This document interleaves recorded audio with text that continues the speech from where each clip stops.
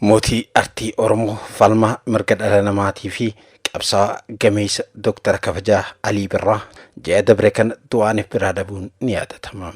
Aliin hojiilee hin quufamnee fi yemmuu hin irraanfatamne dhalootaa dhufaata biraadhaaf dhiisee boqotus ilmoo gudeedaa dhala isaa itti fufsiistu irraa hafuu dhabuun immoo jaalattoota isaa keessatti cabinsa qalbii uumeeti jira. Tibban ammas ijoolleen lakkoonnoti ilmaan Ali Birraati. Abbaan keenya ilmoo argee jira ja'an asboon miidiyaalee hawaasummaa irratti ijoo dubbii ta'eeti jira. Ijoolleen kunneen ammas ragaa waggaa 18 dura Dr. Kabajaa Alii Muhammad Birraa isaan ammatee miidiyaa irratti dubbate akka ragaatti dhiyeessuun isaanii ammas gaafii kaase. Dhugaan jiru garuu kan biraati. Dr. Kabajaa Alii Muhammad Birraa kitaaba seenaa isaa guutuu ibsu odaa bahaa mata duree jiruun Dr. Suraafeel Galgaloo barreesse fuula 130 irraa kaasee Dr. Alii Birraan waa'ee ijoollee kanaa bal'inaan kaa'eeti jira. Dhugaa jiru nuti sakkaasiin gadii kanatti simbiraan geenya. Mata duree seenaa jaalalaatii fi jireenya maatii Alii goolabuudhaan duratti wantoota milkaa'inaa fi galma umrii guutuu artistichaa keessatti qaawwaf danda'e uumanii fi gammachuu isaa irratti illee gaaddidduu mataa isaa uumee jiru kaasuun dirqama ta'a. Milkaa'ina ol'aanaa jireenya isaa keessatti wanti Aliin carraa dhabeessa itti ta'e tokko yoo jiraate akka jaalalaa fi fedhii guddaa ijoolleef qabuun daa'ima gudeeda isaa ta'e qabaatee ija ooluun yookaan ilma dhalachuu osoo hin danda'in hafuu isaati. Aliin uumamaan dhalchuu akka hin dandeenye kan beeke erga Itoophiyaa ba'ee booda ture. Taateen kunis dhugaa gaddisiisaa jireenya isaa keessatti rakkoo cimaa uumuu danda'eedha. Ciminoota raajii fi miira namoomaa Birgitaa Astiroonoom ibsan keessaa inni fakkeenya guddaa ta'uu danda'u kan haala gaddisiisaa ijoollee lakkuu kan dubartiin takka ilmaan isaati jettee guddisaniin wal qabattuudha. Birgittaa waliin jaalala jalqabuu isaatiin dura Aliin hagas mara hariiroo cimaa jedhamuu baatus yeroo gabaabaadhaaf dubartii takkaa waliin Finfinneetti hariiroo jaalalaa jalqabeeti ture. Gidduutti intalli sun waan ulfoofteef hoteela akka teessu gochuudhaan waan isii barbaachisu maraanuu isii deeggara. Hanga isiin ilmaan dubaraa lakkuu hospitaalatti deessu hariiroon isaanii itti fufuu danda'e. Boodaas Aliin maallaqaan isii gargaara. Daa'imman lamaan qabattee maatii isii bira jiraachuu jalqabde. Haa ta'u malee haati ijoollee kanaa nama biraa jaalattee daa'imman lakkoo maatii isii irratti gatuudhaan gara biyya Eertiraatti deemuu isiiti kan himamu. Eega gaafasii achi buutee isii dhagee hin beeku jedhu Dr. Aliin. Duba Aliin baandii Itoo Star waliin gara Sana'aa Yemenitti deemanii imala hoteela Sharaatan isa Sanaatti hojii muuziqaa dhiyeessuudhaaf yoo guyyaan 3 qofti isaaniif hafu warri haadha daa'imman kanaa ajaja mana murtii akka dhiyaatu gaafatu qabatanii dhufan. Waamicha yookaan ajaja mana murtii isa harka gahee jiru kabajee dhaddacha kan dhiyaatu taanaan hojii muuziqaa sanaa irraa gufachiisuu waan danda'uuf dirqama furmaataa tattamaa barbaachuutu irraa eegama. Aliin jalqabumarraa waa'ee daa'imman kanaa isii beeksiseeti jira waan ta'eef yeroo rakkoo isa mudate itti himu deebiin Birgittaa rakkoon hin jiru. Deemiti daa'imman lachuu fidii kottu furmaata hin dhabnu kan jedhu ture. Deebii Birgittaatiin keessisaa kan boqote Aliin gara maatii haadha daa'immanii deeme. Dhimma mana murtii geessanii jiran akka dhaabanii fi innis daa'imman lamaanuu fudhatee akka guddisu itti hime. Walii galuu danda'an. Haaluma kanaan Aliin yoo daa'imman kana fudhatu waggaa tokko hin guutanii ture. Haa ta'u malee rakkoon inni guddaan daa'imman kun haala akkamiitiin kunuunsa barbaachisaa ta'e argatanii guddachuu danda'an kan jedhudha. Inni yookaan Aliin haala hojii isaarraa kan ka'e xiyyeeffannoo guutuu isaanii laachuu hin danda'u.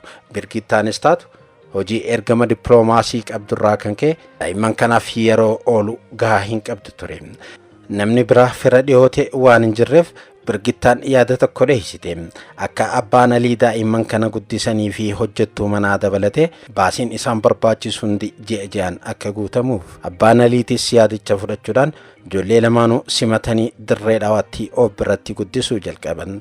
Turtii waggaa lamaan booda garuu abbaan Alii daa'imman lakkuu haala gaariidhaan kunuunsuun waan isaanitti ulfaateef ijoollee kana gara Finfinnee Alii biratti deebisan. Obbo Muhammad kan Alii mataa isaa haadha malee rakkoo guddaa keessa dabranii guddisan gar tokkoon hojjettuu cimtuu akka ofii taatu argachuu dhabuunii fi isaanis humnaan dadhabaa dhufuun isaanii dhugaa amansiisaa Aliif kaasanii fi gargaarsa guddaa waggoota lamaaf isaan taasisaniin galanni guddaan hunda caalu isaaniif maluudha.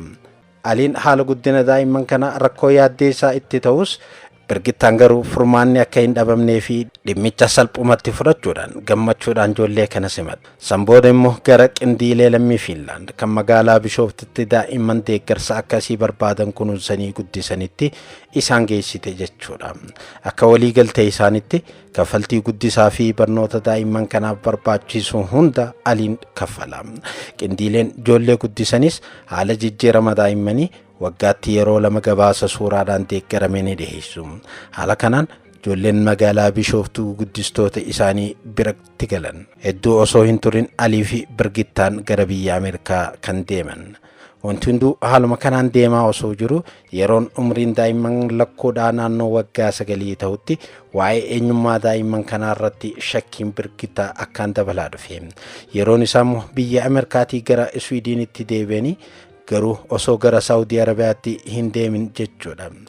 Birgittaan kan suuraa daa'immanii yeroo yeroon isaaniif ergamu sirriitti xinxalaa turte. Kallattii kamiinuu qabxii Alii fi daa'imman lakkoon kun itti wal fakkaachuu danda'an dhabuu isirraa kan ka'e. Alii abbaa ta'uu fi ta'uu dhabuusaa qorannoo saayinsiitiin akka mirkaneeffatu murteessite. Yaada isii kana yeroo itti himtu hunda shakkiin isii kan bu'uura hin qabnee fi daa'imman lakkuunis ilmaan gudeeda isaa akka ta'anidha mormanii kan turan Alii Birraan. Birgittaan gama isiitiin osoo Alii walitti hin dhufin dura bultii isii duraanirraa ilma godhattee yookaan deessee waan turteef erga Aliin walitti dhufan booda isaarraa ulfaa'uu dhabuun isii dhugaa shakkii cimaa isii keessatti uumuu danda'u ta'ee osoo jiru bifaan wal fakkaachuu dhabuun Alii fi ijoollee kanaa gaaffii dabalataa shakkii isii cimseedha. Akka qorannoodhaan dhalchuu fi dhalchuu dhabuu isaa mirkaneeffattuuf isa dhiibaa kan turteefis boqonnaa sammuu argachuu fi mormii falmii dheeraan booda garuu Birgittaan injifachuu dandeesse. Itti aansuunis haala qorannoof barbaachisu hunda mijjeessite. Samuudiin dhiigaa Alii fi daa'imman kanaa qorannoo DNA'tiif laaboraatooriilee sadarkaa addunyaatti beekamoo ta'an keessaa isa tokkoo fi kan biyya Swiidin Liinship keessa argamutti akka ilaalamu ta'e. Garuu qorannoon jalqabaa milkaa'uu hin dandeenye. Sababni isaatis samuudni dhiigaa ijoolleedha.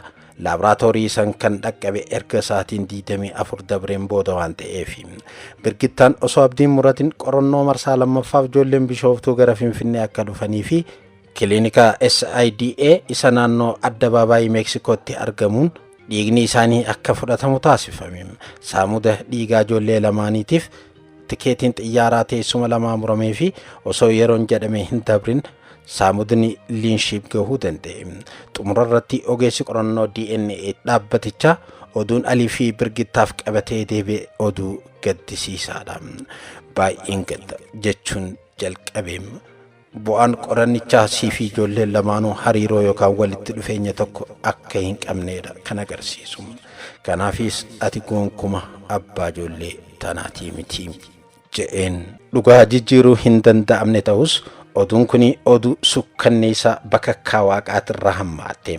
Laalaan isaa hanga lafetti isa dhukkubsu.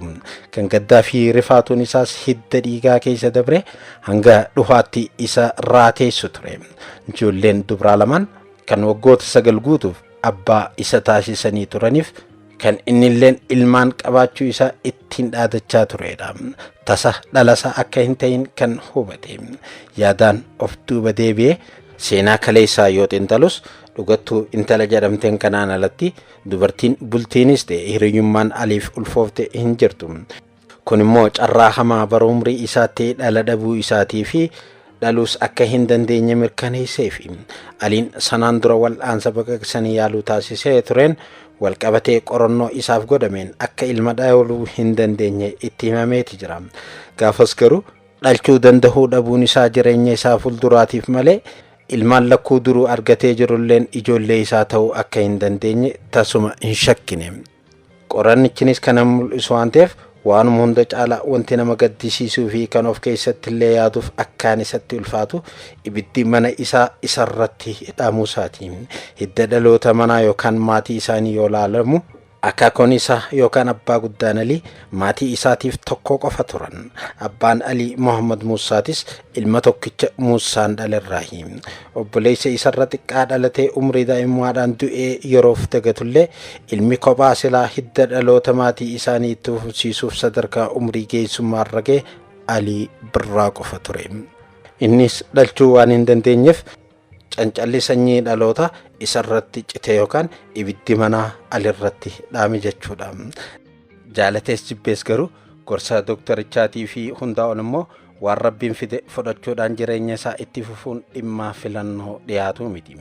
Dirqama dhimma mataa isaatiin wal qabatee jiru kana akka dhuunfaa isaattis fudhatus rakkinichi kanaan kan dhaabbatu miti.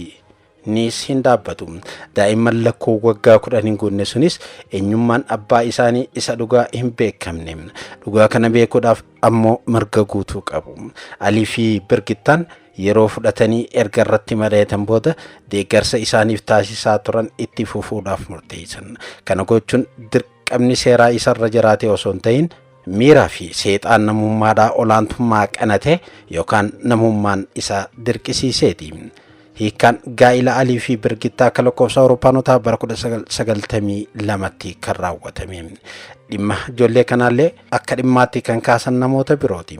Hundaa ol namni rakkoo ijoolleedhaan wal qabatee jiru furuudhaaf tattaaffii cimaa kan taasisaa turte Maqfira Haaruuni.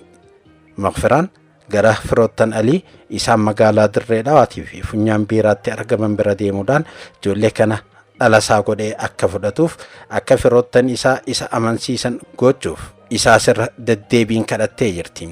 Garuu Aliin ragaa qorannoo dhiigaa yookaan DNA kan warra haadha ijoolleetiif illee ergee ture bu'uura godhachuudhaan ejjennoo isaatiin ciche.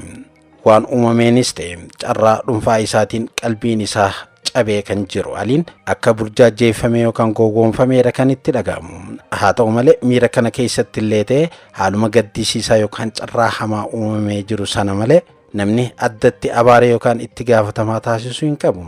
Firoottan Alii kan jalqaba irratti murtoo isaa kabajuun of duuba jedhanii turan booda garuu carraaqii cimaa Maqfiraan osoo abdii hin muratin taasifteen akka yaada isaanii jijjiiran gootee jirti.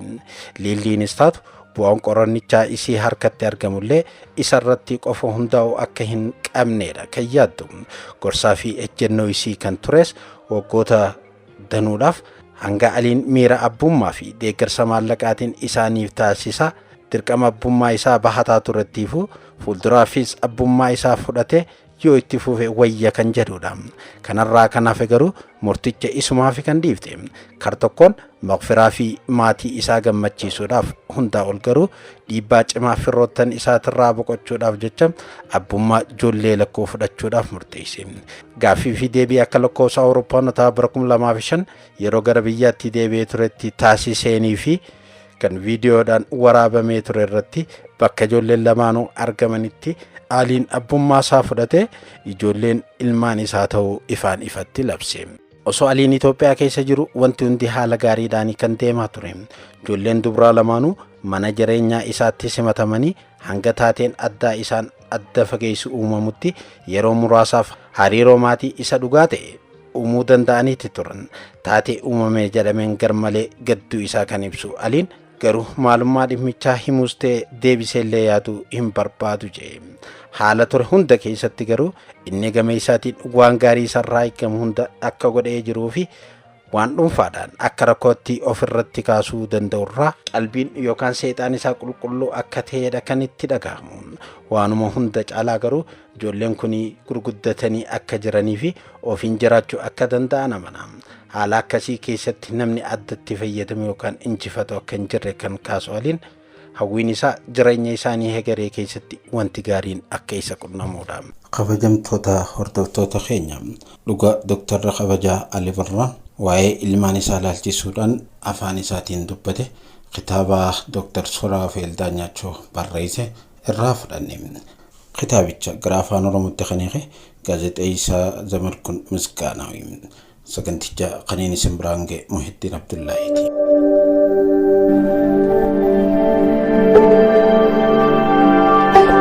Entertainment Silal